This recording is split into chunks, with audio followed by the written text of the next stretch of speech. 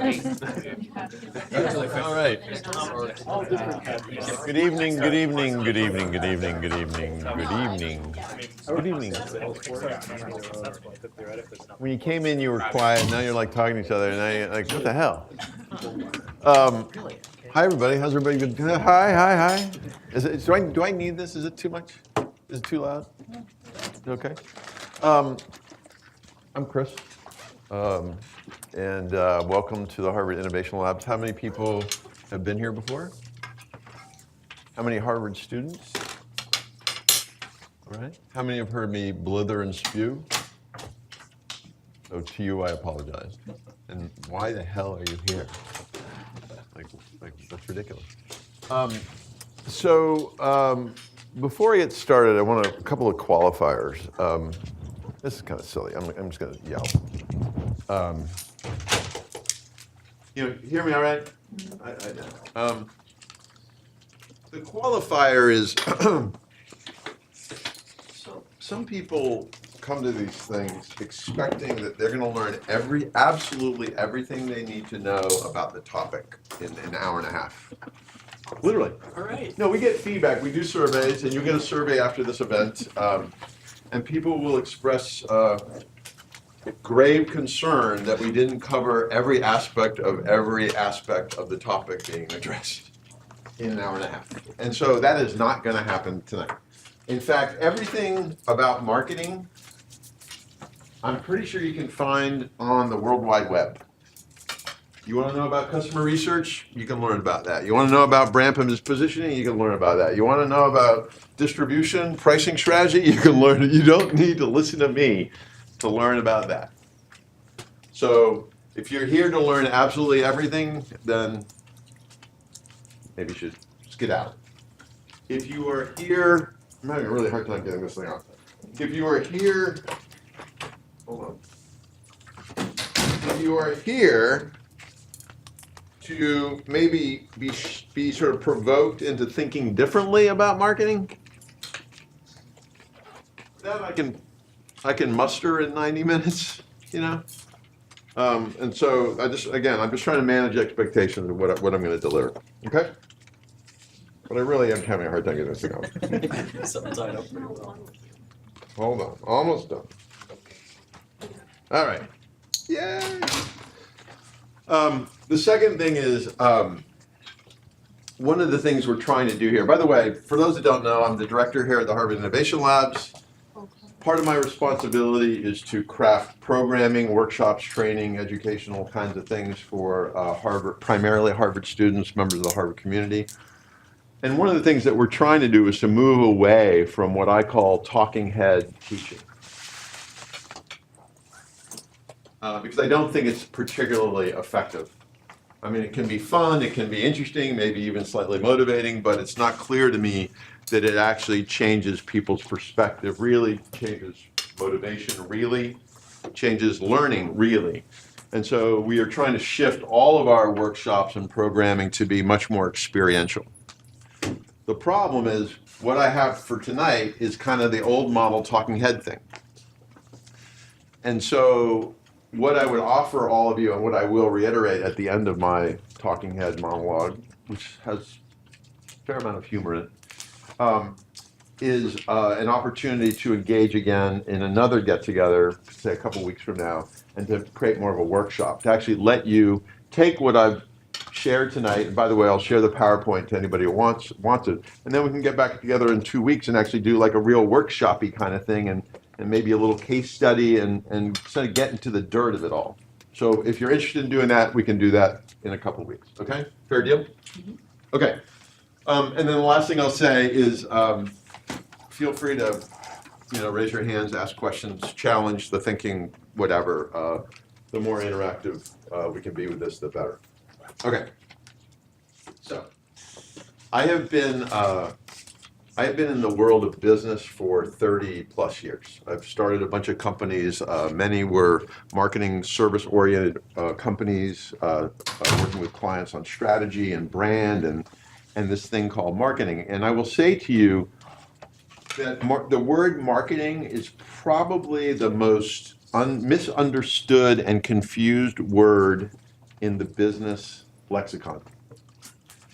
Literally, it blows me away how many people don't actually get what marketing is. And so what I will try to do over the next 90 minutes is convey to you my view of it. And it starts at a very macro level. And some of you, how many of you have seen my Marketing You presentation? A couple of you, I think. I know some of you know. A lot of the stuff that I talk about in that I actually use here because it's the exact same thing. Whether you're marketing you as a person or you're marketing your brand or your business or your startup, the precepts, the basic tenets of it are exactly the same. So let's start sort of macro. And it's this idea that, and again, I'm old enough to sort of really have seen all three stages of this, that in the old days, the world was kind of simple. And it was all about the creation and call it production and sale of things. And then the world got a little more complicated and it became about information and it was about the exchange of ideas and insights. And then I argue since 2008, the world has fundamentally changed. And it's really, all of our decisions as buyers of goods, of services, whether it's in our personal life or in our professional life, is looked at through a much more stringent lens, a lens that says, what is the return on this investment? As consumers, we understand that the world is our oyster. You know, we can go online, we can go to the aggregators, and we can price check everything, and we can determine, and we can read the reviews, and we can calculate whether product A has a greater return for us than product B. That is a capability, a capacity we didn't have even 10 years ago. And so this sort of calculus that happens on the part of buyers of goods and services, this stringency of assessing real value, is a whole new variable in the business of marketing. And I got to tell you, as an ex-marketer, one of the reasons why I got out of the businesses that I got out of is because it was exhausting. You know, it's totally exhausting. So it sets up this idea that, you know, the simple view of all this is the fundamental nature of buying. Again, regardless of what type of product or service is being sold, the fundamental nature of buying has shifted from people buying interesting things whimsically to people buying things that they deem to be imperative based on a lot of research, a lot of examination. And so as buying has changed, my hypothesis is the world of marketing has changed. And just consider these before and afters. In the old days, you could invent. In the old days, you could invent. Come on up front. There's some seats up here. Don't be afraid. You could invent a product, and it could have a 20-year shelf life. I mean, the poster child I use for this is a company called Polaroid. Anybody ever hear of Polaroid? So they had a pretty good run, like I think 30 years, monopoly effectively. That their product had a significant shelf life, and today, not so much. Not so much. Achieving any kind of sustained shelf life is really, really difficult. We'll talk more about that in a second. The second big shift affecting marketing is what I already mentioned. In the old days, the customer just kind of had to take it. The worst they could do is write a hate letter to customer service. And customer service would go, right? And now today, I'll give you an example. So my wife and I were in New Orleans last week for Thanksgiving, and which is a really fun place to go for Thanksgiving. And we had a flight back at 7 a.m. on Friday morning, and we get to the airport at like 5:30, and JetBlue, and the flight is canceled, and then the flight we're put on is now directed through JFK, and we get to JFK 45 minutes late, and they didn't hold the leg to Boston. Even though there were 20 of us on the plane, they didn't hold it, and the plane was actually at the gate. So we're standing there, the door's closed, there are 20 people trying, and they're like, sorry, we can't help you. So what do you think these 20 people did? Right? Just lit up Twitter, and all of a sudden the JetBlue customer service people are just freaking out. We created hell for them because they created hell for us, because we now have the power to do that. Did you get on the plane? No. No. So this is also true. So in the old days, it was a simple, if you were a consumer brand, you'd maybe do a TV ad, and then you'd maybe do some print advertising, and maybe you'd have a display in the store, or whatever. You would do these discrete things, and now necessarily all this stuff is integrated. Will and I were actually just talking before about what I call the hybridization is the goal. Integration of channels, integration of message, integration of everything is the goal. You've heard of omni-channel? You guys heard of that term? Okay. So that's the rage in retail. It's like it's so obvious it's stupid. Oh my God, we have to actually create an experience that sort of syncs up with where the customer is, wherever they are. Like, oh my God, you know what? We just realized that when the customer walks into the store, they actually might be on their phone too. No shit. So you've got to be integrated. I'm not even going to talk to this, right? This is obvious.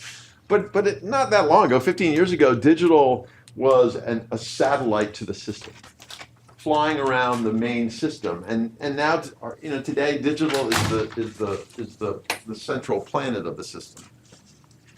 And then fundamentally is my earlier point, which is, if you're interesting, you're screwed. I really believe that. You've got to figure out how to be loved.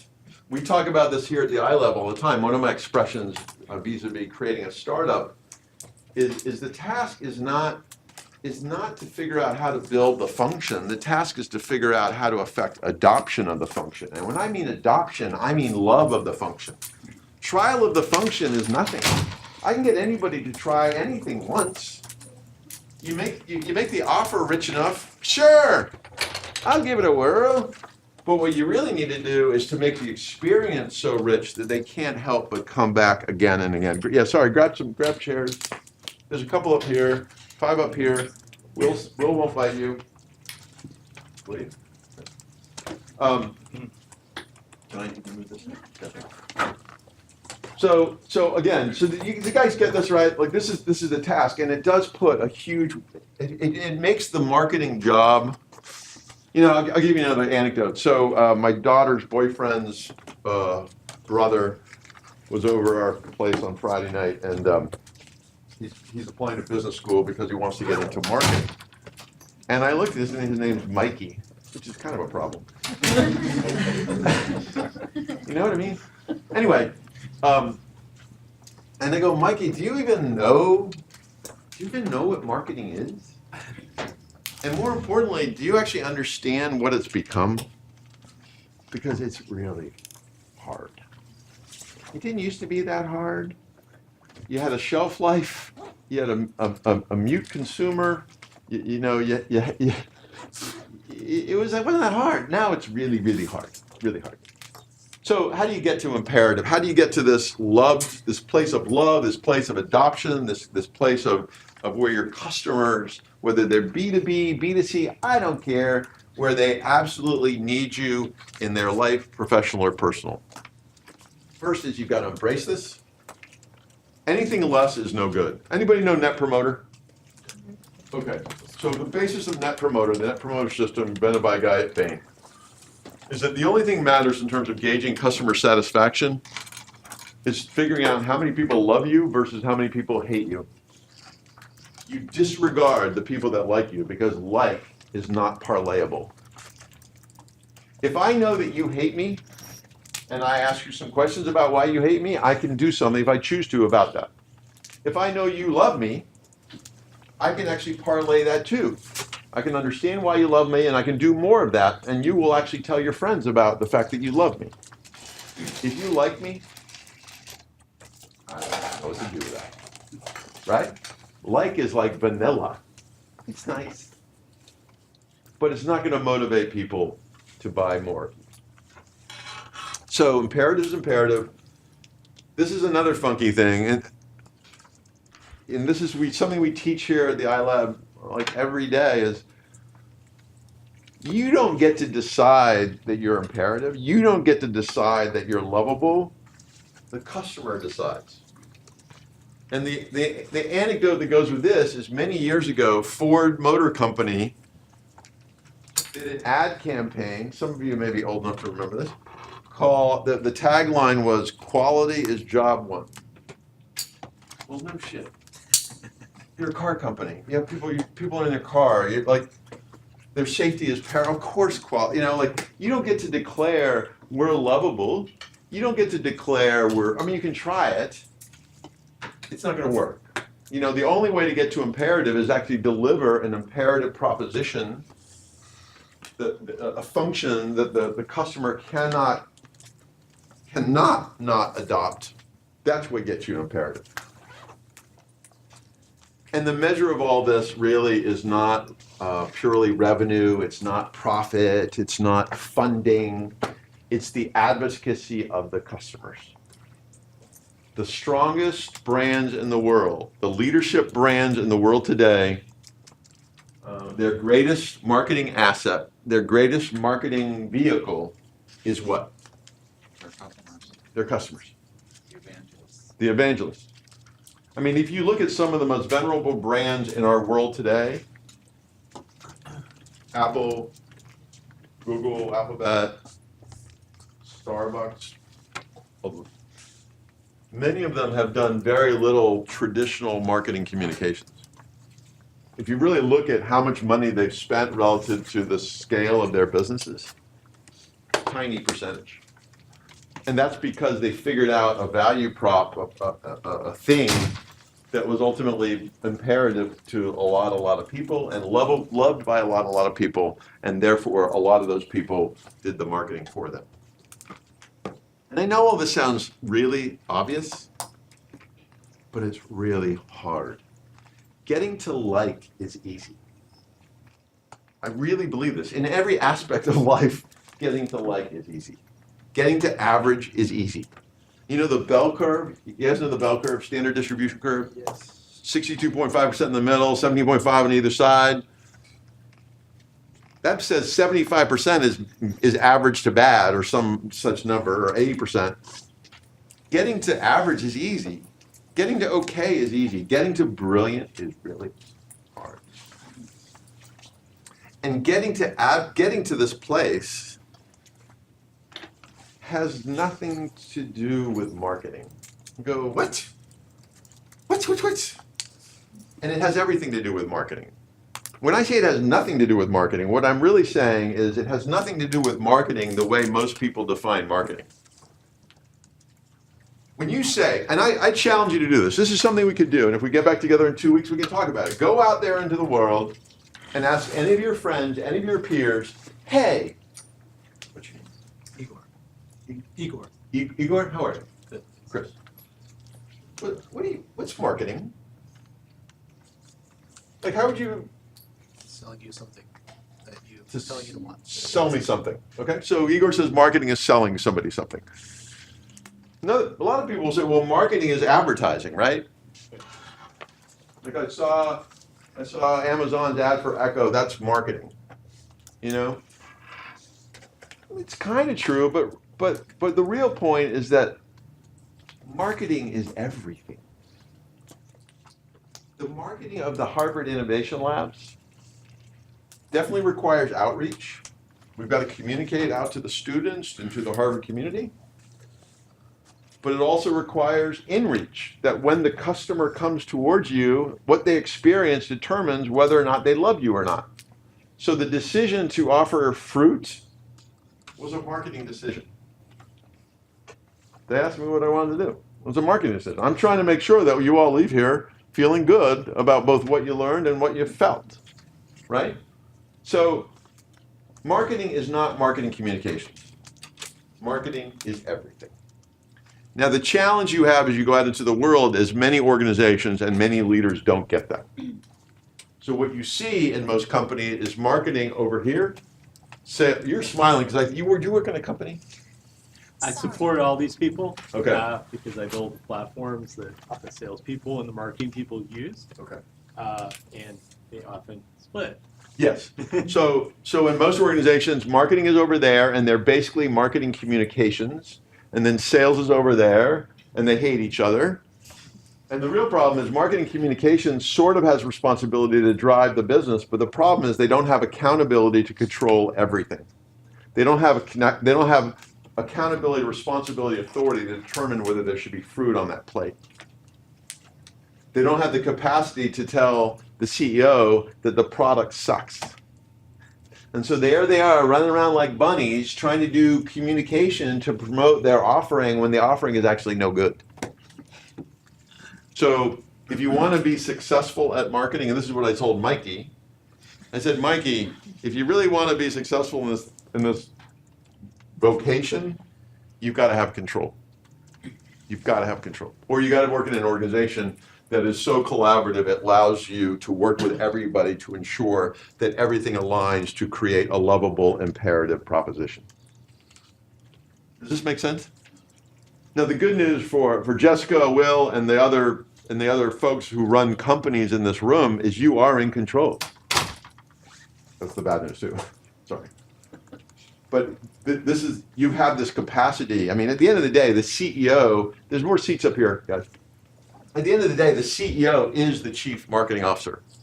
And if the CEO does not understand that, I question the viability of the firm. I don't care whether it's a law firm, a packaged goods company, a high-tech firm, if the CEO does not understand that everything informs whether the customers love or do not love the proposition, that firm will be limited in its capacity to grow. If you look at the venerable brands in today's world, they are led by CEOs who understand this. Howard Schultz, Phil Knight of Nike, Jobs for a long time, they got that marketing was everything. And that everything is marketing. And oh, by the way, the other bitch of this is it takes forever to do this really well. So in the old days when I ran an agency, people would come in and go, we got a brand problem, we got a marketing problem, can you fix it in 3 months? I'm like, really? Because part of what we're talking about here, guys, is alignment of everything, right? How do we, there's a term I coined years ago, EPOC, E-P-O-C, stands for every point of contact. How do we manage every point of contact between us and the constituents that we care about to ensure that our value is both perceived and real? How do we ensure that when you walk in this building and Kevin, the security guard, is there, that he looks in your eyes and he says, welcome to the Harvard Innovation Lab? It's just one tiny little point in our experience management system. And the bigger companies, again, the small guys have the opportunity to build that from the ground up right out of the gate. The big guys trying to change a big organization to do better at that is really, really hard. So one thing about advocacy, so this shows how stupid people can be. So about 15 years ago, 10 years ago maybe, all of a sudden, how like these words and buzzwords get sort of come out of nowhere, and all of a sudden everybody's like, big data! Somebody give me another one. Cloud. What? Cloud! What's that? VR. VR! I don't even know what it means. AI. Machine AR. learning. Right. AI. So about 10 years ago, all of a sudden, it's all about word of mouth. And literally, and to the point of they even created a word of mouth association. And there were word of mouth agencies. Like, this makes no fucking sense. Because word of mouth is not a means. Word of mouth is an end, right? Like, I'm going to tell you, Igor, I'm going to tell you about Will's business because I love his business. I love the value I get from his business. That's word of mouth, right? You can't force that. It can only happen if Will's business warrants it to happen. And so, again, you can't you know, you can't force advocacy, you can't force imperative, you can't force word of mouth. It comes as a function of you aligning every aspect of the customer engagement proposition so that at the end of it, they are like, I love this thing. I could not live without this thing. This company, this brand, this product, this service is essential to my livelihood, to my company's livelihood, et cetera, et cetera. Okay, so let's get a little, so that's only a macro crap. So let's get down a level of, well, what exactly, how do you sort of think about going to market? How do you think about it more granularly? And the first, there's sort of 5 things, and this is like a gross simplification. And again, any one of these buckets you can spend 3 million hours online learning much more about. But so this is my gross simplification. Number 1 is you've got to connect, as marketers, you've got to connect to the truth of you and your current value proposition, your current function, your current role in the lives of your customers. You've got to connect to the truth of the competition. What are the options? What are the other choices that the customer has? You've got to connect to the truth of who your customer is. You've got to connect to the truth of whether your product is any good. And you guys go, you're probably all going, well, duh. But you'd be amazed at how many companies and how many people are actually quite afraid of the truth. To the point of they don't want to hear the truth. Because what happens if they actually learn the truth? What happens? Well, big companies are good at always doing the status quo, so then they have to change, and big companies are not good at that. People hate to change. But if they find out the truth that their product sucks, what happens? Another buzzword, pivot. And or heads roll, right? Like all sorts of bad shit happens because, oh my God, we're finding out that our product actually sucks. So the truth is scary. Another aspect of the truth that I've seen marketers do time and time again, which just is crazy. So you've heard about this is another buzzword, like ROI. Like we got to measure ROI, right? You heard this one? Well, there's a funny thing about that, which is you can only measure ROI in certain categories. I've worked in every category there is. ROI is not determinable in a lot of categories. But the point of bringing it up is I actually came to realize that the vast majority of my marketing clients didn't actually want to know what the ROI was. And they wouldn't admit that. But here's why why wouldn't you want to know what the ROI, Will just spent $3 million on an ad campaign trying to drive people to his platform, his travel platform. He's the CMO, he's not the head guy of his company. Why would Will not really want to know whether that $3 million spend was a positive spend or not? Job security. What's that? Doesn't want to get fired. He didn't want to get fired. If he has absolute proof that the $3 million spend actually was an abject failure, it only generated like $180 in incremental anything. Will's like, I got to go tell the CEO. I don't think that's going to happen. Organizations and individuals hate the truth. We see it in the startup space. One of the things I advise people is slow the fuck down and look the truth in the face. And have you figured out really if you have something that the market might actually want? And they're like, yeah, I'll do that tomorrow. You know? And so it all starts with the truth. The second piece, which I'll talk a lot more about, is clarity of message, how you tell your story. And if you've attended my marketing workshop, this is redundant, but it's okay because it's important. The third is the product piece. Not just the product piece, the pricing piece. Pricing strategy is one of the key levers of marketing. And people go, oh, finance people do that. Bullshit. If you're the marketing person, you need to worry about price because the consumer, the customer, I don't care who the buyer is, what are they doing at the end of the day? Their final determination to buy or not buy is based on a calculus of price versus value. So if you're not in the conversations on pricing strategy, you're screwed. Point 4 is this is what I was talking about before, how do you align all the touch points? How do you ensure not just a consistency of experience, but an experience that is additive, where 1 + 1 = 3. And I really do believe that the little things are the big things. I can do a great job tonight, probably unlikely, but I can do a great job tonight, and you could leave, and Kevin, the security guard, could say something nasty to you, and game over. Game over. Doesn't matter how great I was, that last point of contact, not positive, that's what you carry forward.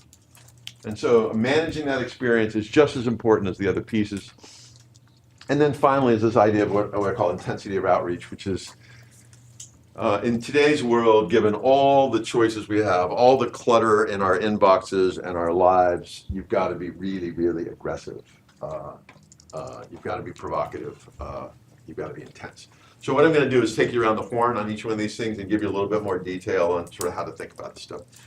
Some will be more relevant than others. And oh, by the way, the reason why there's this cute little circle here is because the idea is that when you get out into the market and you start communicating intensely, provocatively, the presumption is you're going to get more data.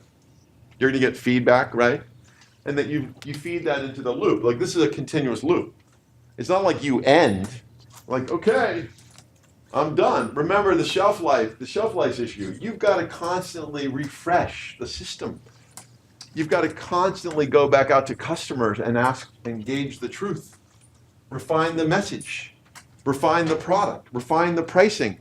This is never ending, which is why it's exhausting. Okay. An example I use of how this can work really well. Anybody remember Domino's a few years ago?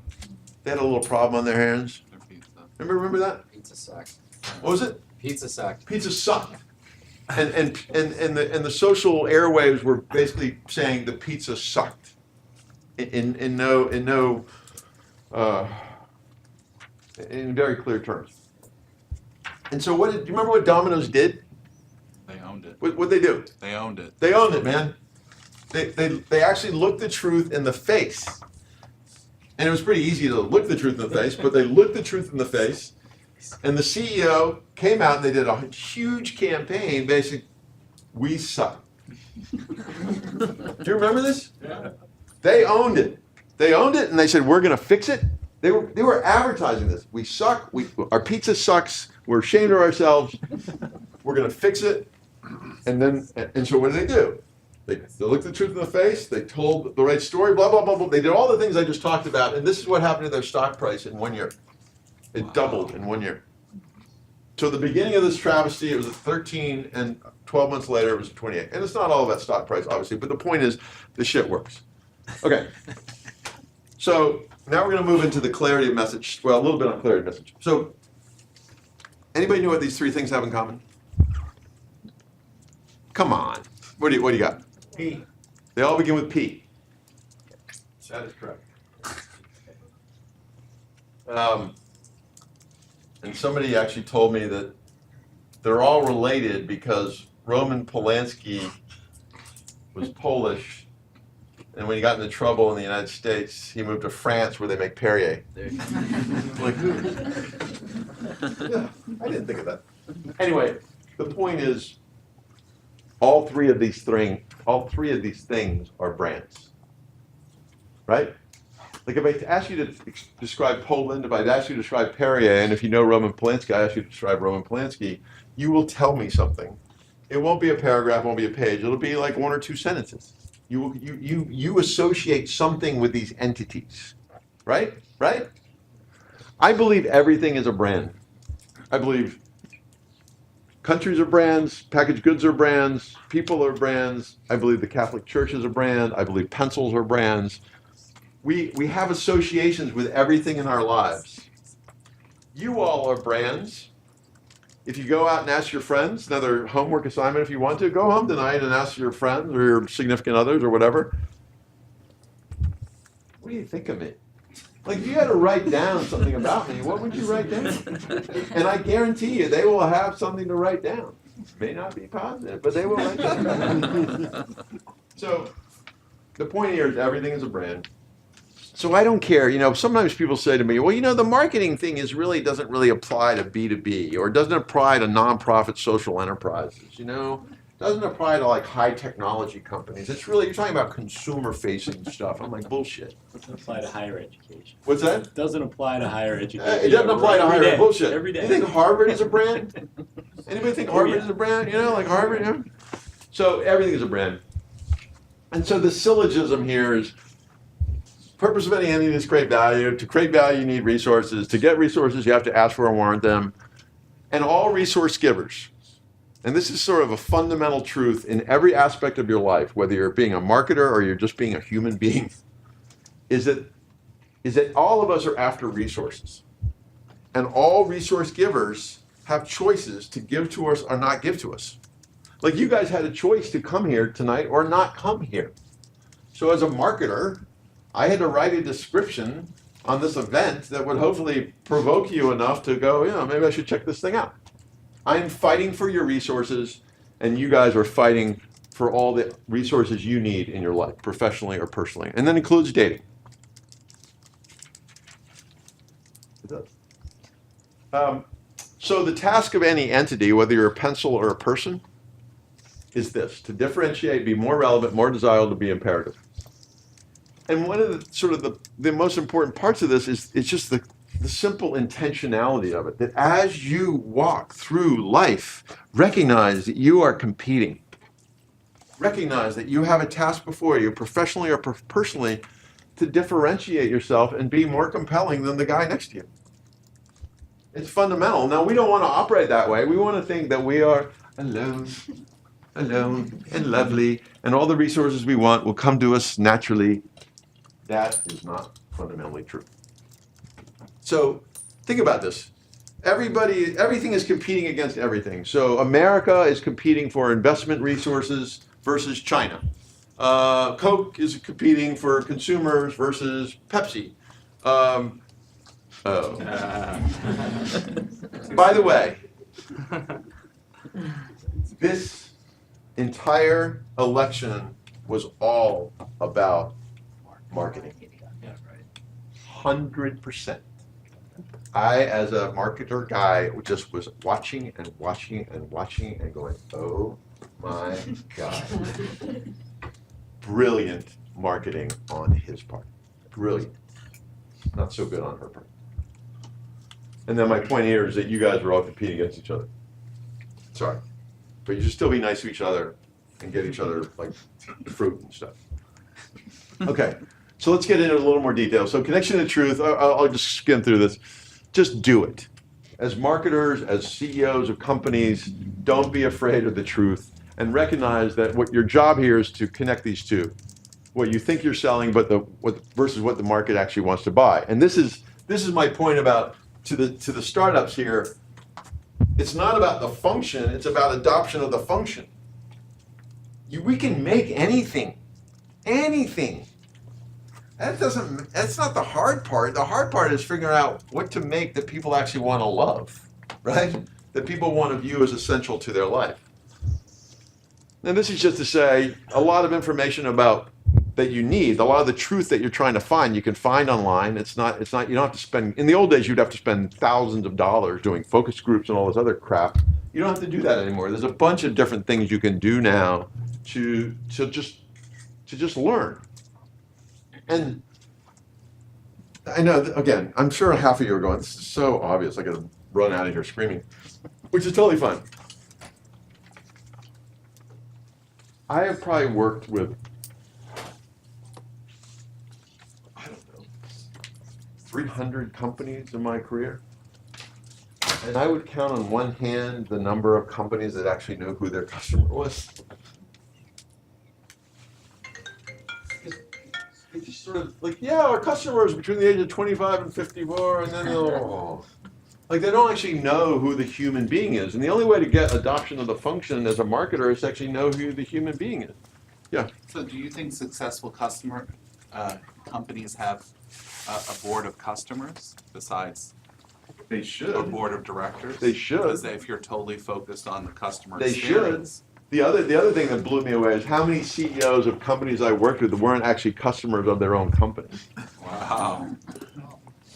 That's a lot. How many people, how many CEOs or CMOs have not actually experienced their own experience? You know, or how many people, and this is one of the things I try to drive into the staff here, is when you walk through the innovation labs, walk through as a customer, don't walk through as you. And get really micro, when you walk through and you see a piece of trash on the floor, get up. Right? So most people don't actually know who their customer is. And then this is one of those Chris Colbert charts that has no data substantiation whatsoever. But here's the idea. That, I'm going to pick on my friend Will. That Will's starting a startup, focused in the travel space, and in the beginning, his focus was on the customer situation, the customer problem, which is appropriate. Like, what problem are you trying to solve? Like, customers don't just need stuff, they want stuff that solves their problems. And so he starts high customer knowledge, high customer focus,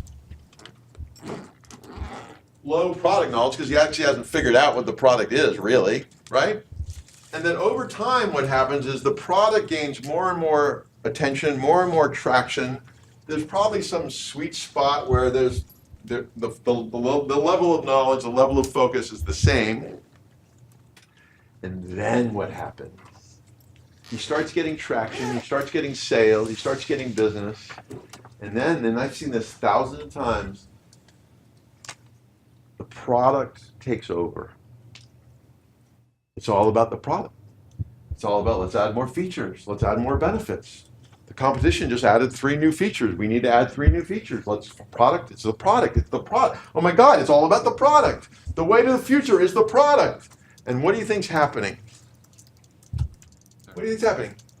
They're getting us. What's that? The customer's needs are changing or their desires. Customers' needs are changing, and focus on the customer is floating away. Time and time again. The product becomes the business, and in fact, the customer should be the business. Polaroid. Polaroid. Perfect example, Polaroid. Right? And again, this sounds so obvious, but it is obvious, but it's hard to do. Oh, that's death. That gap between product centricity and customer centricity, which happens in 99% of companies, is death. You could say that City Sports too. They had no marketing of their own. They just carried a bunch of other people's brands. Right. And had no cohesive brand. Yeah, I mean, I think we could spend the rest of our hour together just coming up with a list of companies that did this. RIM. How about RIM? Yeah. BlackBerry, right? Okay. The other thing I want to say, which for those who have heard me talk, I'm a big believer in Maslow's hierarchy of being the sort of center of everything we do, don't do, the decisions we make, how we should think. If you don't, how many people know Maslow? Okay, so those who don't, look him up, MASLOW, psychologist from the 40s, came up with this model, and I think it's just really, really spot on in terms of what it says about the nature of man, the need hierarchy of man, and that fundamentally people are blanket-hugging, thumb-sucking seekers of comfort and control in every decision they make. That's what the bottom part of that hierarchy is saying, that we seek safety, physiological need, satisfaction, a sense of belonging. We are just little fucking kids. And so as you think about marketing your thing, whatever the thing is, recognize the hierarchy. I don't think I have the slide, but I have a slide where I put Uber up against this. Nails it. Nails it. Uber gets you from here to there. Physiological, basic need. Gets you from here to there. Uber shows you the little guy, the little car, makes you feel like you're in control. You see his car, you see his license plate, makes you feel safe. Compared to a cab, you're like, I don't even know if the cab's showing up, and whoa, you know? Uber, originally, I'm taking an Uber tonight, right? Part of a special club, you know? Uber helps me realize my life. You know, Uber is part of me. I am Uber. Not really. Right? But they nail the hierarchy. And so particularly for consumer brands, but also business brands, put your proposition up against the hierarchy. How well are you doing both at a product level and at a communications level, matching up with that hierarchy of needs? And recognize in all this that value is not just about sort of the basic benefits. You know, there's cost benefits, there's time benefits. I have a belief that the new currency is time. I really believe that Uber, going back to Uber is about convenience and comfort and all those things. It's not, price is like, I don't know, whatever. I don't even know if I save money on Uber. Surge pricing, I don't know, but it's just faster for me. You know, we're so time pressurized now that convenience is as important as anything else. And then remember the hierarchy. I already talked about this. There is a graveyard of really good business ideas that didn't quite make it because they didn't figure out how to crack the code on adoption. You can build anything. It's not about building something. It's about figuring out how to affect love, how to affect imperative. Okay, clarity message. This is true. We seek to simplify everything in our lives. As big as our brains are, we have very little capacity to remember much of anything. So another thing you guys can do. When you leave here, text yourself what you learned. And I guarantee you, 99% of you will have only learned maybe one thing. You might remember one simple thing. You might remember, you're not going to remember 300 things. You don't have the ability to do it. You won't. And so this is what we do. We simplify complexity all the time in our lives. And so these are examples of brands that we have grossly simplified. You can argue whether the words are right, but I think it's fundamentally true. You've simplified me, by the way. You've all simplified me. You have all put a label on me already. You've put many labels on me. Right? You've done it, right? If I force you to tell me what you think of me, you all have put a label on me. Right? Could be positive, could be negative, neutral, but you put a label on me. And so this whole thing is to say, one of the key parts of messaging in marketing is finding what I call the one simple thing. What is the label you want the market to slap on you? Because the market is going to slap a label on you. And so, and there's the sort of truth that goes with this is, if you don't create a one simple thing, AKA a label for the market will create one for you.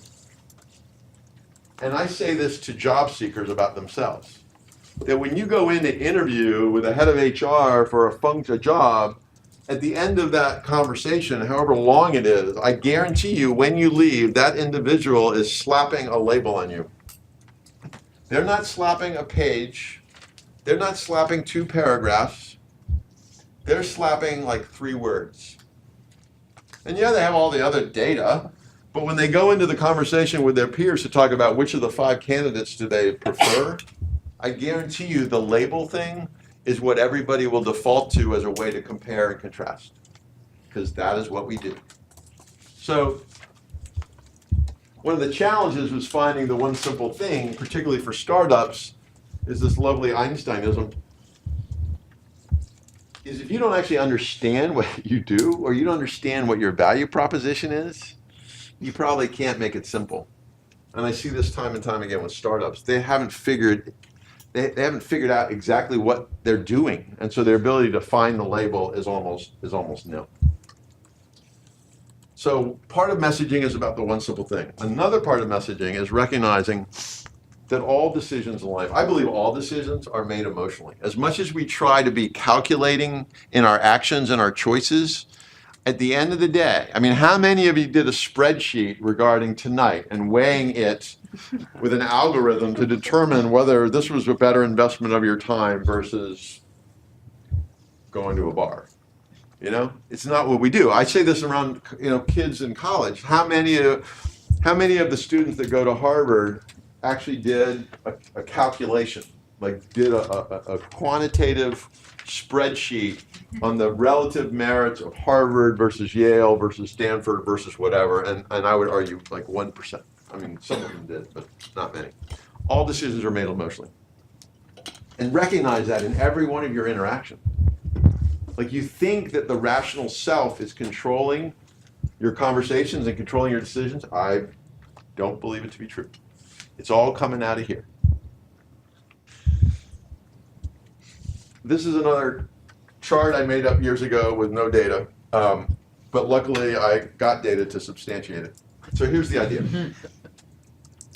That when we as consumers or humans interact with other entities, whether they're brands, businesses, people, we follow what I call the emotional curve.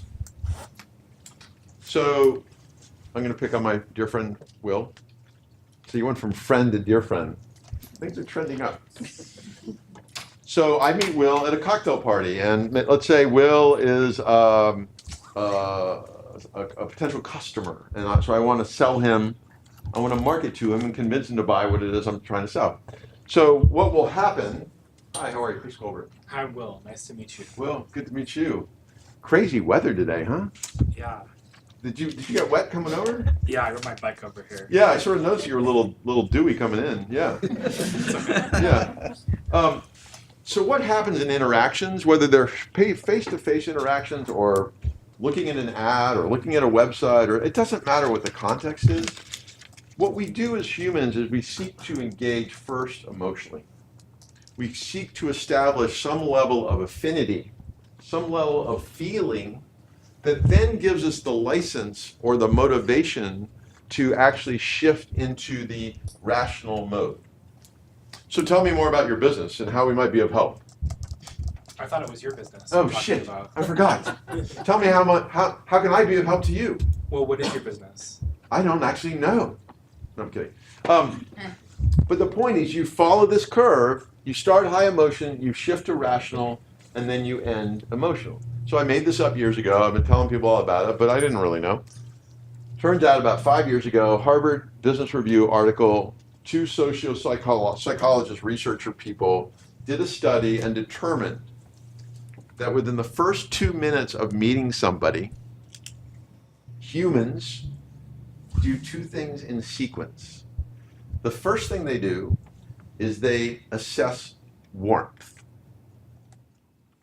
Once they assess warmth, they then shift and look to assess competence to determine if the other person has relevant, sufficient value for them. I think that's this. I think that's emotional, rational.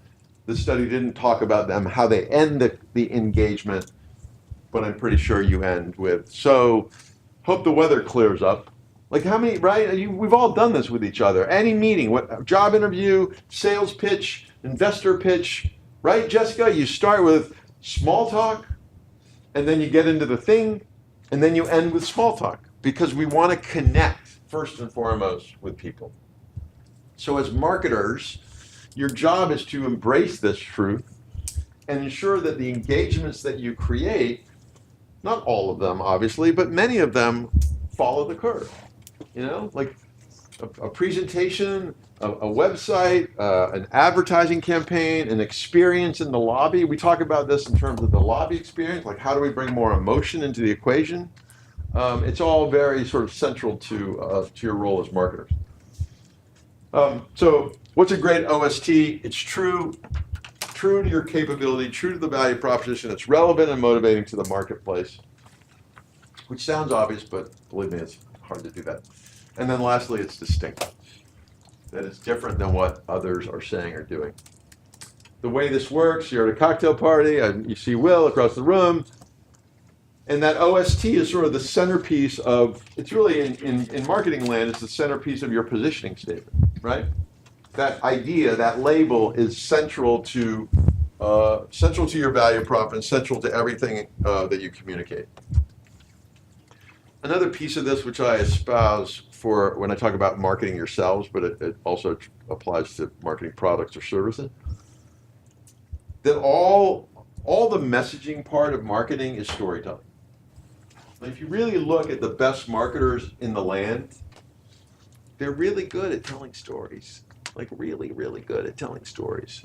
I mean, I was just thinking about Intel the other day and the whole Blue Man thing and how they sort of used, I mean, Intel was in the commodity space and they used the sort of the magic and the wonder and the craziness of Blue Man to like really distinguish themselves from the rest of the space. And arguably there's this funky story in that Blue Man thing. And so becoming really good at storytelling, which by the way is really hard. It's, again, it sounds ridiculously simple. Well, sure, everybody can tell stories. No, you can't. It's really, really hard to tell compelling stories. It's just like I'm actually writing a book right now, and I'm realizing how hard it is to write. You can write a good book. Anybody can write a book. You know, it's back to the bell curve. I can do a really good job creating an average book, or a book that you like, but that's not good enough. I've got to create a book that you love, and storytelling is sort of the same thing. It's a challenge to be a brilliant storyteller. So another piece of the message proposition is, so OST, storytelling, emotional, rational, emotional. Anybody know Simon Sinek? How many know Simon Sinek? Okay, another guy, y'all should look up, Sinek, YouTube, 20-minute video. I think it's called The Golden Circle. There's an abridged version that's 20 minutes. There's a 2-hour version. Simon Sinek's whole point is that where marketers make a massive boo-boo is that in telling their story, they focus solely on the what and the how. We here at the Innovation Labs have been guilty of this for the last X years until I show up because I'm a marketing guy. So the what of the Harvard Innovation Labs, well, we're co-working space to support Harvard students and Harvard alumni startups. The how, we provide programming, advising, M&Ms, snacks. You know, that's the how. Pretty compelling stuff, right? The why, we exist to unleash the value that is contained within the Harvard ecosystem. And to do that by connecting the students and alumni to the resources and people they need to move their ventures further faster. That's the why. The what and the how, who cares, right? But you would be amazed, and go out into the world and start examining how many brands, how many marketers make the boo-boo of fixating on the what and the how and completely miss the opportunity with the why. Sorry, I didn't use my slide. It's all about the why. The last piece of messaging is, how many people here are in marketing roles? Anybody? Why are you all here? How many here want to be in marketing roles? How many just didn't have anything to do tonight? Seriously. So if you've been in marketing, one of the things that happens in the marketing world is contrary to my simplification proposition, they overcomplicate everything to try to make themselves feel better about their shitty job. And so one of the things that happens is they hire agencies like my old agency, and the agency will actually go out and create a 150-page brand book. And it'll have like 300 pages of messaging crap. And the problem with 300 pages of messaging crap is what? One simple thing. Nobody can remember anything. So it just goes on the shelf, and there's no you can't apply it, right? And so what I arrived at in my final years of being in the business is the messaging stuff should be on one page. This is my one page. Who's the target customer? What's the positioning statement? What's the one simple thing? What's that cocktail pitch? What are the functional emotional benefits? What are 3 stories that really underscore the one simple thing? Show me what's the proof that supports that? What's the personality of the brand, and is there a tagline? What's the tagline? That's it. And have every employee in your company slap that sucker up on the wall of their cube and not make a move without looking at that thing. So that's a little trick. Okay. We cool? Everybody, is this helpful? You all right, guys? Okay? Yeah, all right. And if you don't like it, it's okay to leave in a huff. So we talked about earlier about alignment. I really think The big boo-boo in marketing land is that marketers think that it's about communication. It's not about communication, it's about product. Like my ability to drive demand for the Harvard Innovation Labs is a function of what we do here. If what we do here is brilliant, then the communication is easy. If what we do here is average, then the communication is really hard. So focus on product.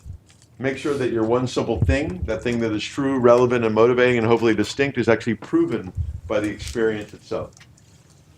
Will's product is all about discovery, and he and I were talking yesterday about the importance of having every aspect of the interface with not just the product, but his company reinforce, both in perceived and real terms, the feeling of discovery. Not just the function, the feeling of discovery. That sounds easy? Really hard to do. Good luck. Examples of brands that have done a really good job. I talked about the shelf life issue, BlackBerry, what I call the shelf life of zero. I actually said this to somebody here earlier today. Nothing has a shelf life anymore. Google will go out of business. Apple will go out of business. They will be replaced. We will be replaced. Harvard, no, not Harvard. I mean, look at RIM. This is RIM. This is just wild. This is what happened to RIM in 4 years. At one point, they had 20% share of the smartphone market. And then in like 3 short years, nothing. And then this is actually interesting because it correlates the market caps of Nokia and BlackBerry, aka RIM, relative to the launch of iPhone releases. Right? If you do not innovate, if you do not connect to the customer, you do not seek the truth, you do not have the courage to act on the truth, you will go out of business. The good news about innovation is I think there's hard forms of innovation, like we've got to invent an entirely whole new phone, and then there's soft forms of innovation. And both have value. I will also say that innovation, and Jessica and Will know this better than anybody, innovation in and of itself is really, really hard. And the irony, not irony, but the funny thing about it is it's like it's another buzzword. I mean, Jody Goldstein, who's the managing director, and I talk about it all the time. You think the innovation thing will ever go like out of style?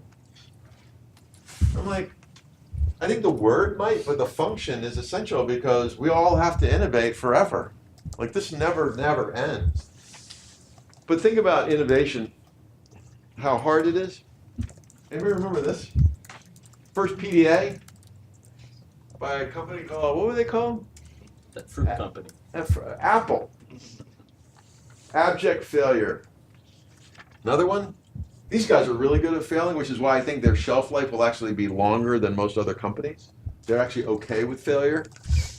This is another classic, Lifesavers.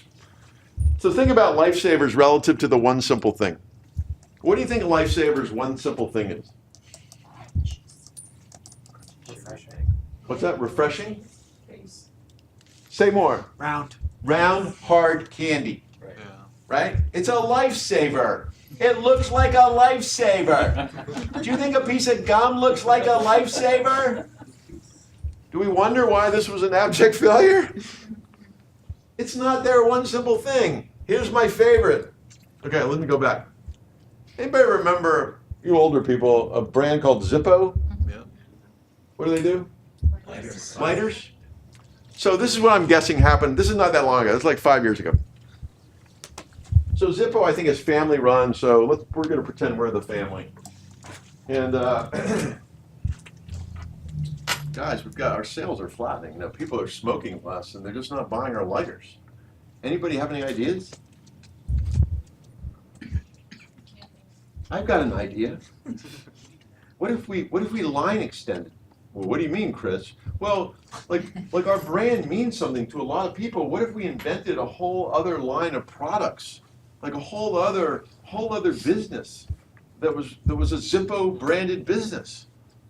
Okay, Chris, you've got my attention. What might that line of products be? Well, I mean, if we think about like what Zippo is all about, it's really about, how about this? What if we invented Zippo fragrance for men? Because we're all about the smell of lighter fluid. This literally happened.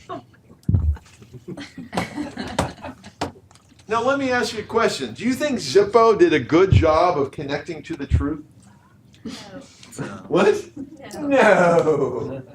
They deluded themselves into believing that somehow their heavy metal lighter fluid brand could translate into a gentille fragrance for men. Like, that's just ridiculous. So the point is, innovation is really hard.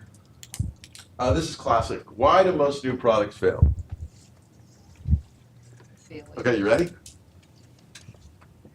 The first one is my favorite.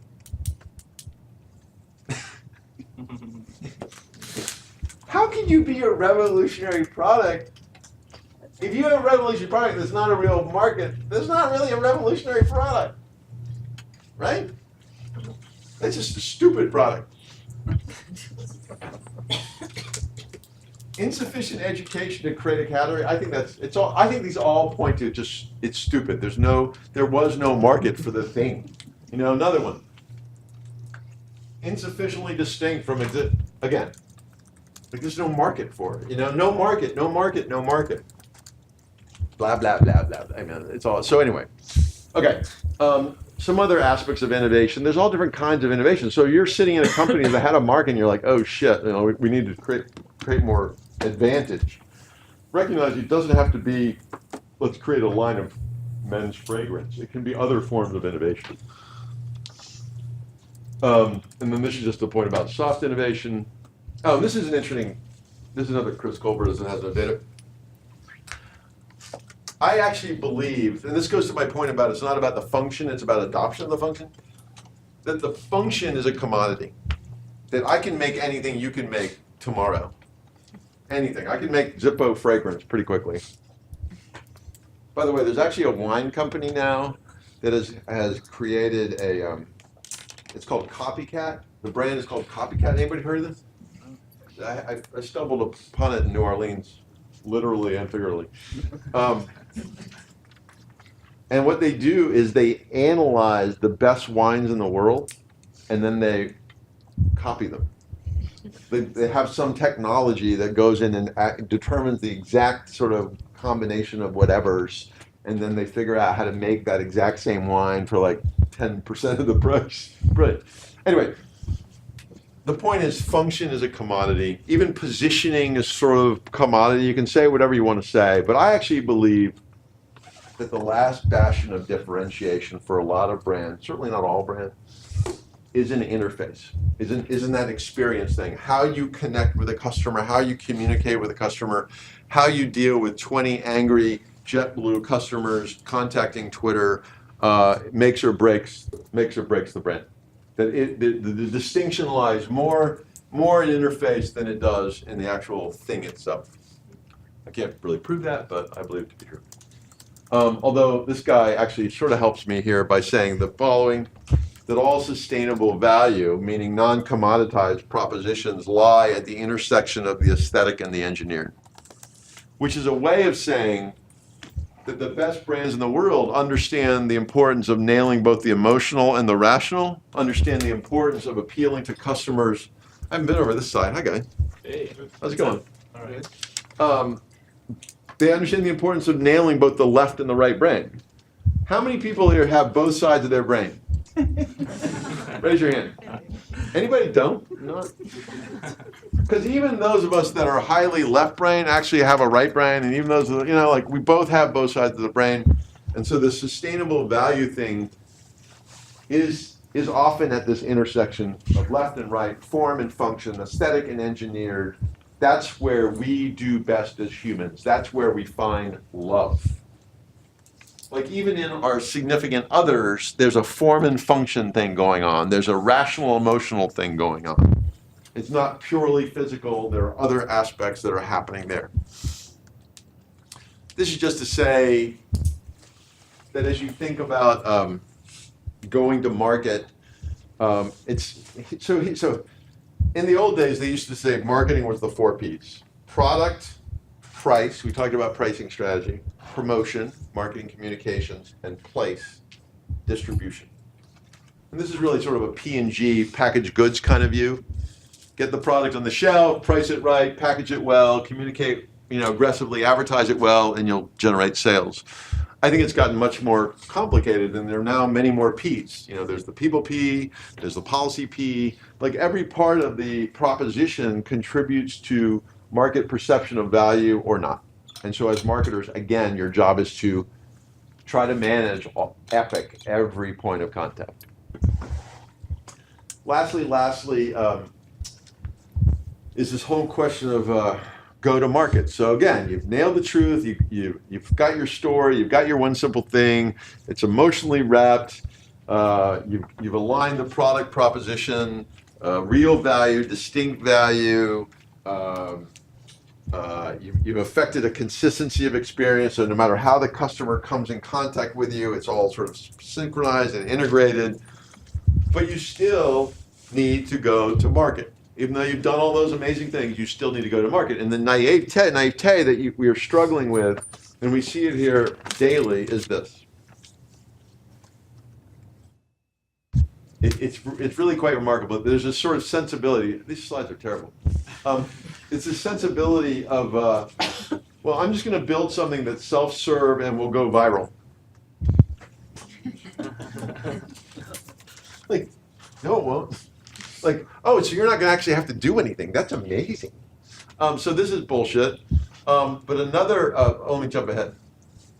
So you've got to think about sort of how you pour gasoline on the embers of your business, your value prop. And you do need to create awareness, and you need to get people to connect you. And these are sort of basic stages, and create demand, and blah, blah, blah, blah, blah, and get to advocacy, and blah, blah, blah, blah.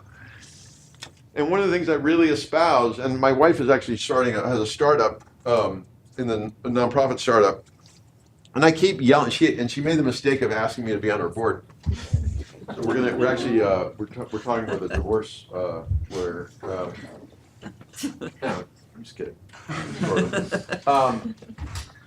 But I'm explaining to her that everything is a pipeline.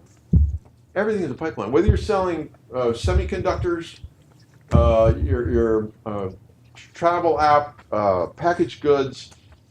The market is here, suspects, potential buyers, and your job as a marketer is to efficiently move that audience through the pipe to result in customers.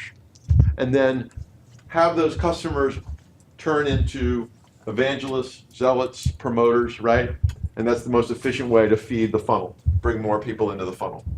So as you think strategically and tactically, use the funnel or pipeline sort of model as a way to sort of align all your actions.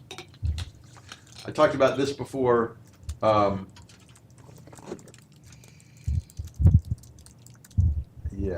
I talked about this. Sorry, I was just thinking about something else. So this is probably the worst news I have to share with you. And I see this in every aspect of what I try to communicate about pretty much everything, that people want absolute answers. People want to know, oh, these are the 3 steps on how to be an effective marketer. Oh, these are the 4 things on how to be a great leader. Oh, these are the 5 things on how to do whatever. And the problem is the real answer to those big, hairy questions is it depends. So the task of marketing, even though I try to convince you that there's this around the horn thing of truth and message and alignment and consistency and intensity, the fact of the matter is a chunk of the go-to-market piece, like how you literally cause the market to want to buy whatever it is you're selling, is completely dependent on what business you're in. If you are a law firm and you're trying to get more legal clients, the tactics, the approaches I would recommend to you are wholly different than if you are a packaged goods company trying to sell cereal. They have very little correlation. And people don't want to hear that. They want to hear like, no, there must be some model. There must be some, it's all about social media. Like if I do social media, my company is going to grow 1,000 times. Like, well, maybe, maybe not. It depends. Social media's role actually depends on what category or space that you're in. Advertising, people said advertising was dead. That's not actually true. Amazon is advertising on TV, right? So the mix depends, and this is sort of an example of the variables that happen. So this is a little visual of an LL Bean catalog, and what do we know about LL Bean? It's B2C, they sell direct, it's an impulse buy, it's a tangible good, it's high margin, it's high purchase frequency. The little blue thing is Mass Mutual, it's an insurance company, it's a completely different business.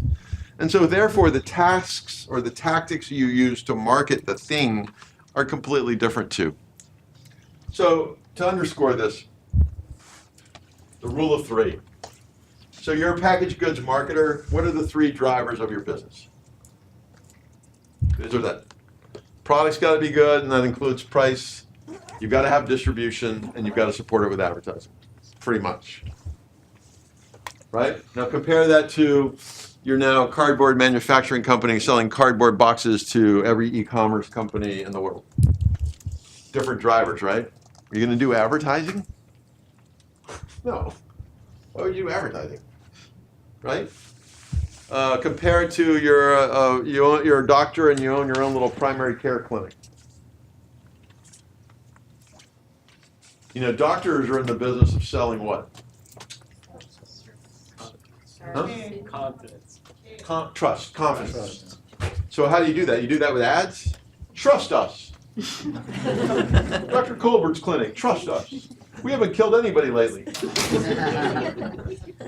Right? You wouldn't do it on pricing. You wouldn't do it on advertising. It's not about distribution. The drivers of businesses, the marketing drivers of businesses, totally depend on what the business is. I'm sorry, that bums you out because you want some perfect panacea 3-step method, right? It all depends.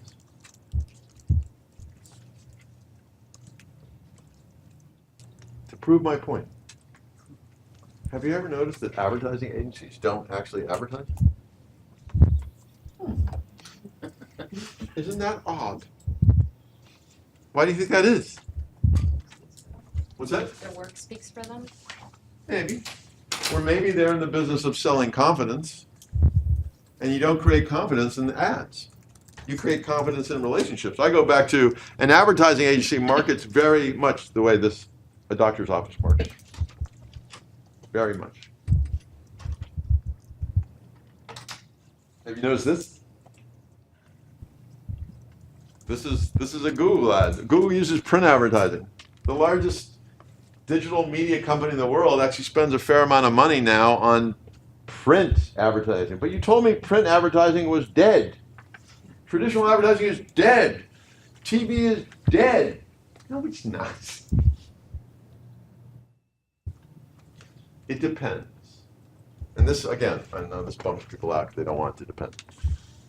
This is also a little wonky thing, and we have about 5 more minutes. So, but I really love sharing this as a way to underscore how complicated this stuff really is, even though we want to make it simple.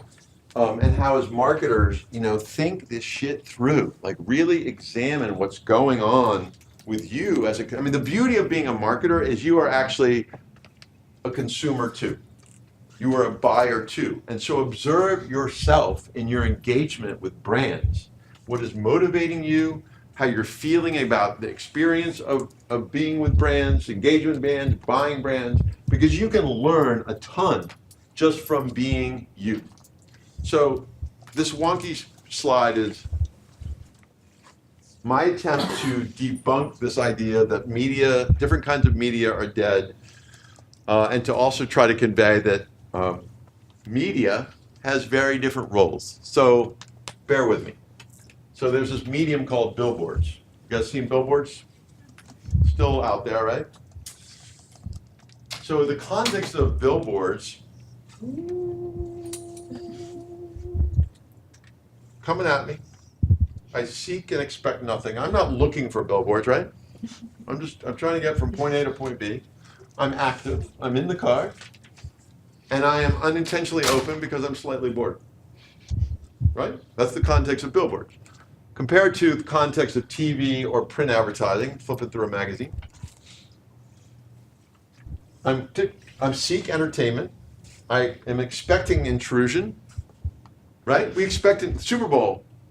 I mean, half the people in the world watch the Super Bowl for the ads. Like we want the intrusion. Vogue. I read Vogue. My wife reads Vogue. How many? If you ever read people Vogue, anybody read Vogue? It's okay. Don't be ashamed. You know, most Vogue, the first, I don't know, 500 pages are just ads. I'm not kidding. There are Vogues that are like this thick, right? So I seek entertainment. Intrusion is part of entertainment. I'm okay with it. I'm sedentary. I'm either sitting on the sofa or in my wood chair. I actually understand subconsciously the economics of the experience. I understand that Vogue has to do advertising. If they didn't, I would have to pay like $48 an issue. And if Comcast wasn't allowing ads, I'd have to pay that much more. And I'm intentionally open. Totally different context than billboards. And then you go online, and this is a big point I make to people here. And Will and I talked about it. Online is a completely different context. I am there for information, specific information. Intrusion is not really acceptable. As much as we say it is, it's not really, we're not really keen on it. The pops up like, how many people have gone to watch a video and you're like the iguana snake video, you guys seen that? Oh, you got it? Okay, this is another to-do for you. You've got to Google iguana snake. What's the, it's a British, Geico. what is it? Geico. I can't remember, but anyway, just to Google it, it's the most amazing thing. But anyway, when you go to watch it, there'll be a pop-up ad and you're like, God damn it! Right? And you'll try to delete that thing so you can get to the iguana and this being chased by the snakes. So, intrusion unacceptable, I'm active sedentary, I don't accept the economics, even though someone has to pay for the content, and I'm intentionally closed. My point here is that I do not believe the World Wide Web is a very effective demand creation milieu. It is not an effective medium to cause somebody to want what you have to sell if they don't already want it. Now, if they already want it, then it's a wonderful demand fulfillment and demand conversion thing, right? Very effective at that, but not so great on the demand creation because the context is what it is. My long-winded point in sharing this wonky slide is as marketers drill into the detail of all this. This is truth stuff. This is truth. And most of the people I've worked with in my marketing life, and that's a lot of people, wouldn't have the intellectual rigor to actually even contemplate any of this. They look at it all as the same. Let's do some billboards. Let's do some shit. Let's put a video on the web. If you want to be effective at this, you've got to, this is like high finance. This, if you really want to be a great marketer, you've got to drill through the veneer into the truth of every aspect of what is going on. The media, the market, the product, the customer. You've got to be rigorous at understanding all those things and understanding them forever because they all are changing. They're all changing. Okay, let me get at it quickly. We don't need to talk about social media. You get this. The point of this slide is social media has different values, different role depending on what businesses that you're in. If you're in the Kleenex business, I'm not convinced that putting gobs of energy into social media other than a customer service role is going to be that helpful to you. Let me just zip through this. Blah, blah, blah, blah, blah, blah, blah, blah, sorry.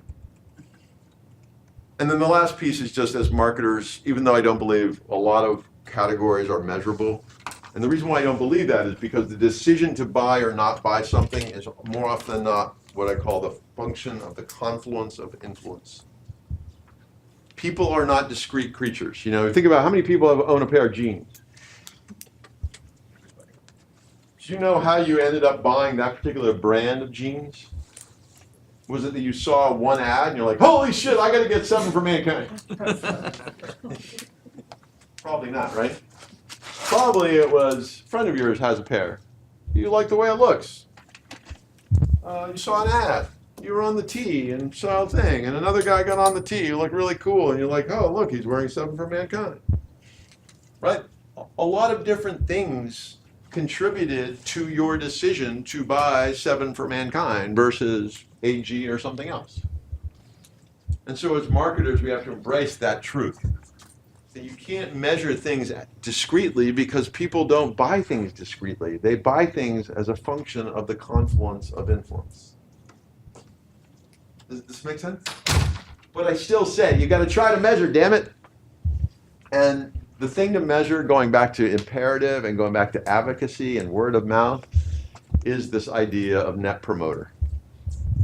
Measure how many of your customers love you. I think as marketers, as you get into marketing roles, if you get into marketing and your CEO says, I want to know what the ROI is on that ad spend, you know, and you're Will, and you're like, oh, I spent $3 million. It's not about the ad spend, it's about the net effect of the entire experience on what percentage of people who came in contact with you actually love you to the point that they will tell others about you. That is the measure to care about. In fact, when you get the survey in about 10 minutes on this workshop, that is the one question we ask. It's the net promoter question, and it's this question. How likely are you to recommend this workshop to a colleague or friend? And net promoter is the calculus of how many of you give me a 9 and a 10, you love me, versus how many of people give you a 0 to 6, you despise me. We don't care about the 7th and 8th because what do we know about likes? Not much you can do with it, right? Is that why every website asks this now? Or every app uses this now? Say that again? Is that why every app basically has this pop-up? Yes. Net promoter has been adopted by, I would guess, 80% of the Fortune 1000 and a lot of other companies. Like, right, have you all gotten this question before at some point? And the reason why it's so compelling to people is because it's simple. It's like, 2 questions. This question followed with what can we do to make your experience better? That's it. So it's not like 30 questions and all this data, and you're like, I don't know what this really means. It's the reason why it's been so hugely successful, particularly in the last 10 years, is because it's simple. So anyway, I think that's the blither for tonight. If you have questions, this is my personal email, my Harvard email. I'm happy to, one of my offers to people when I speak is I'm happy to have coffee with anybody. You just need to meet me here early in the morning. And I'm happy to chat about whatever you want to chat about. So thank you very much. I'm happy to, if you want to stay, I'm happy to take questions. We can talk about any of this stuff, or if you want to leave, that's fine too. Any questions? Just sort of stunned? Yeah. I know you say it depends based on what you're selling and everything, but that one slide about you saying that online mediums are not very good for demand gen. For companies like, especially startups who are just starting out and don't really have a lot of marketing budget, is there any other ways you would recommend to kind of create that demand gen? Yeah, so it's a really good question. So, well, I'll use my own example. So I'm writing this book, right? And I've hired a book coach to help me. And one of the things she said to me was, in the old days, you write a book and then you'd sort of hand it to a publisher maybe, and they would market it for you, you know? In today's world, because of social, you don't need to do it that way. What you really should do is from the get-go, start marketing while you're writing the book, which is specifically build your list, build your subscribers, build your followers. And so if I was a startup today, and my wife is doing this, Kate, she's done a really good, she's about 1.5 years in, and she's done a really good job just building a list of people that care about what she's doing. She's not selling them anything right now, but she's telling about what she's doing. She's like, it's like being a Pied Piper and just trying to get people to follow you. So part of that is social. Part of that is you've got a list of email, you know, your friends' email accounts, and you start being kind of artful, consistently artful at reaching out and getting people to care about what you're doing. And so the goal is to build an army of people, and you're kind of doing this, right? You know, you want to talk a little bit about what you're trying to do? No? I have to leave in a few minutes. Oh, that's right. Sorry. So anyway, I think that's the first place I would start if you don't have any money is with your circle. The people that care about you and or care about your idea, and try to get them to help you get more people to care about what you're doing. Even if it's enterprise products? What's that? Even if it's like a B2B product? Well, yeah, I think, you know, within your circle, are there people that are more in that space than others, maybe? So even if it's 3 people, get 3 people, like, make people feel, back to emotion, make people feel like they're like part of something that's coming that's exciting. And you can do this, you know, you can, and it's back to telling a story. If you go, guys, I'm starting a business and I need you to like what I'm doing. But if you say, guys, I have a vision for an enterprise, I don't know what it is, that could really change how corporations do wow. And I'm just starting out and I just want to build a sort of informal community to share my progress, you know, get some feedback along the way. You know, will you join me in this journey? Sure. Happy to help. 2 weeks later, you've got a little bit of news. Like, these guys, by the way, if there are other folks in your world that you know that might be interested in joining us, you know, I'd love for you to share this email. No, I mean, there's no silver bullet, but I would say that is the place I would start. Absolutely. Any other questions?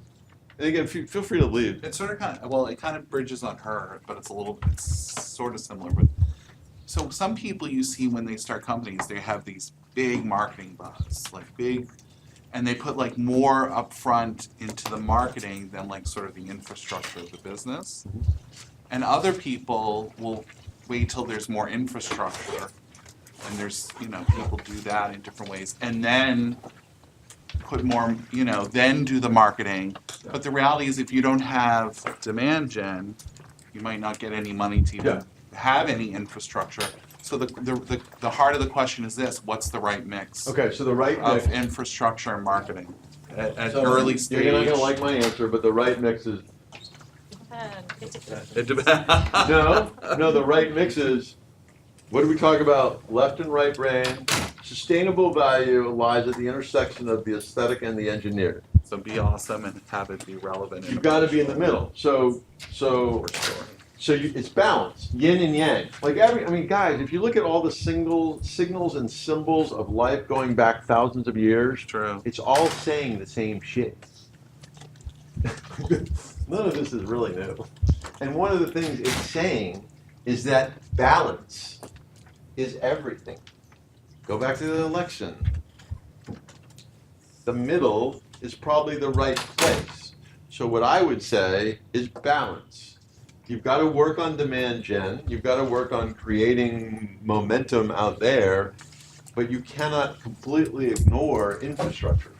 You've got to be able to deliver on the promise that you're making out there. Exactly. Yeah, because if you don't have the infrastructure, No. then it's all going to fall apart at that. Now the challenge, and I'll use Kate. So Kate is an infrastructure person. So when she started Now and There a year and a half ago, she went out and got like QuickBooks, and she set up her systems, and she spent like an entire day on her filing system. Me? I'm going, well, you should just be out there selling, man. Like, well, who cares about infrastructure if you don't generate any money? You know? And we're not, neither of us are, it's not right or wrong. The point is the middle. Like, what should have happened is she does a little bit of work on infrastructure and does a little bit of work on demand gen. The Dropbox did what you did. They just did like a very minimal, I think they used Squarespace and then had an email list, and they used that in the analytics to actually get money So I from think investors. that depends on what you're building. If what you're building is a Makes sense holy for them. shit, like it truly is a holy shit game-changing thing, then you probably put more into quote an infrastructure, product dev, because you're believing that once I build it, they will come. But the number of brands in the world that were successful with that strategy, like not so much. So I'm not sure I would take that path. So the You know, I think that's a risky path. The other thing I will say is part of being a good marketer, part of being a good manager, part of being a good leader, part of being a good significant other, husband, whatever, wife, is understanding who you are and understanding what your biases, strengths, sort of sensibilities are. So one of the reasons why Kate wanted to work on infrastructure so much for so long is because it was a distraction from actually doing what she didn't want to do, which is biz dev. Which is what? But what biz? What's that? Which is what? Business development. Oh. She didn't actually want to do the marketing part because it's uncomfortable for her. And so, and then you see this with startups here at the iLab a lot. Like the hard stuff, humans are brilliant at distracting ourselves and deluding ourselves. Like, man, I had a really amazing day, really busy day. And we're like, well, did you actually do anything that created real value for the Harvard Innovation Lab? Well, that's a different topic, but you know. Well, So I we think- build our careers on our strengths. Somebody says I'm bad at math, it becomes like Right. engineer. Right. So just as marketers, being really good at understanding what you're not good at is really important. Any other questions I can Can you put help that with? message model slide back up? Yeah. That was great. Thank you. Oops. Is that your message model creation, or is that something you found? But you guys can have it. You can have any of it. It's all worthless. You don't do this anymore, right? No, I use it here, but Thank you. well, I'm happy to send. If you want to give me your card, I'm happy to send you the deck. Anything else? Anybody? Yeah. One question. So I run the Swedish American Chamber of Commerce, New England, and so we have several different types of customers: students, young professionals, companies, corporate partners, sponsors. A lot of them with very different needs. Biotech companies coming to the U.S., startups coming to the U.S. So I love the idea of focusing on the one simple thing. But my question to you is, who would you recommend that we put our marketing effort into? The ones that, for instance, write us the biggest checks, or we're kind of running into different challenges Yeah. in that sense. Yeah, and I should have talked about it. Did you ever hear the question? Like basically, how do you deal with multiple customer types?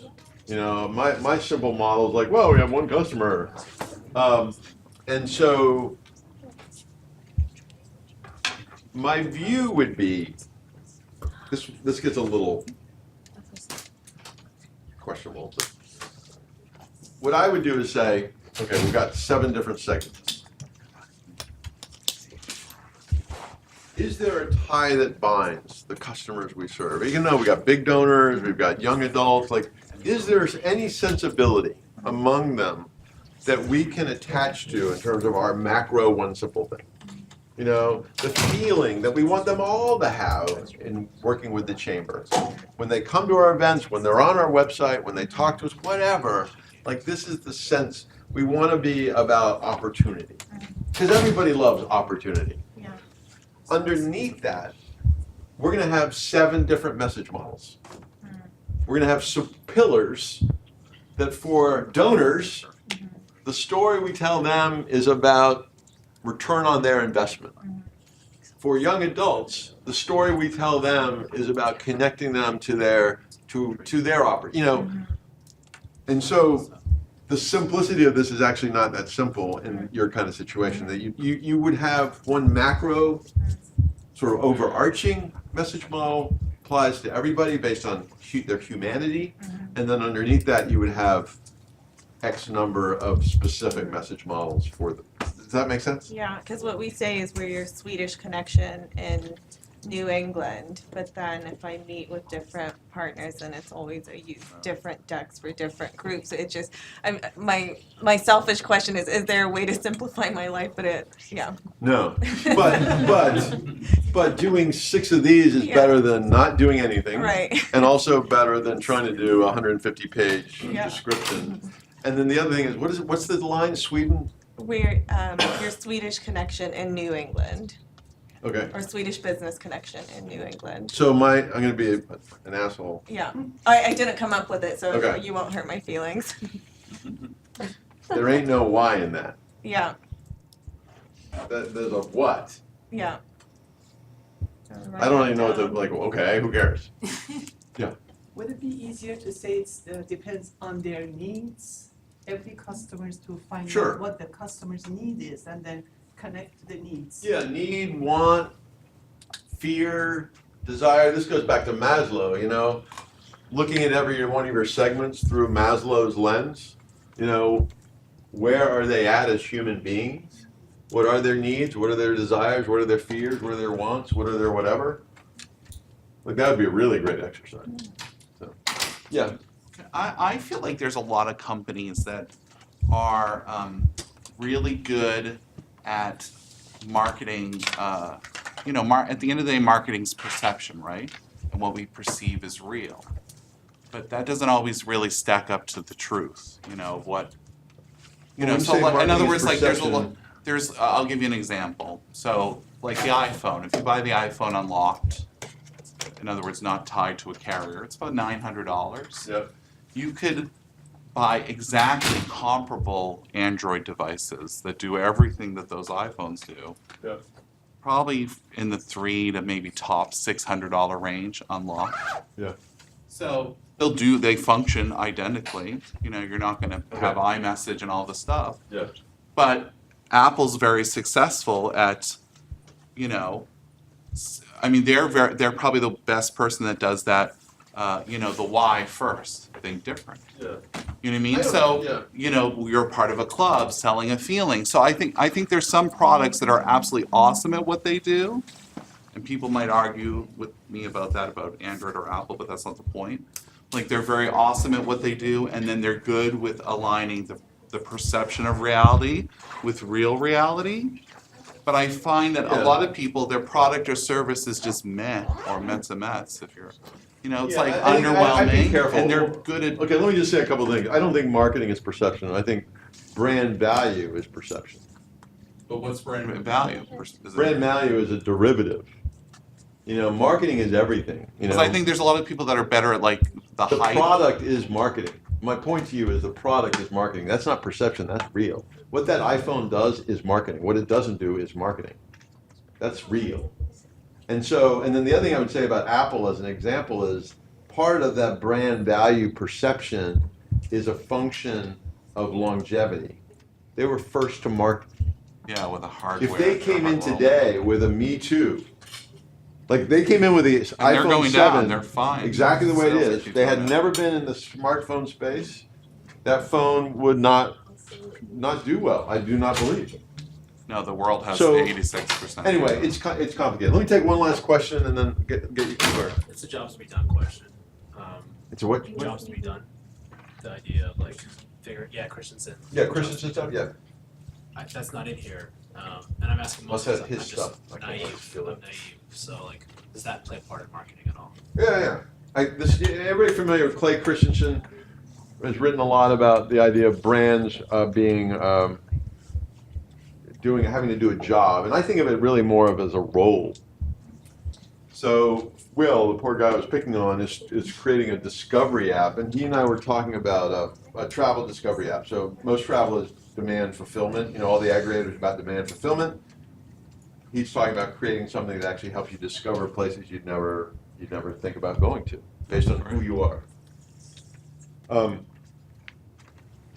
But we were talking yesterday about, well, what role do we want, what relationship do we want to have with the consumer? Do we want to be a partner? Do we want to be a guide? Do we want to be a curator? Do we want to be an enabler? Do we want to be, a traffic cop? So I think that's an important question, particularly for consumer brands, on what sort of that role, job, function, gestalt do you want to affect in the relationship with the customer? Because I actually think the love thing, again, we're human, right? That's the problem. We love the relationships we have. We don't love the things we have. Like even our favorite pair of jeans is more than a pair of jeans, right? It's like, no, this is my favorite pair of jeans. And I wouldn't go anywhere without my 7. I don't wear 7 for makeup, but I'm too old for the shit. But so I think Clay's exactly right. I think it should be part of this. I mean, there's a lot of shit that's not in here. I was gonna say, well, it seems like you're kind of saying that stuff without explicitly saying Yeah. jobs to be done, but. I could definitely include it. Anyway, you guys should all go home, thank you for spending time with me. I hope it was helpful. And again,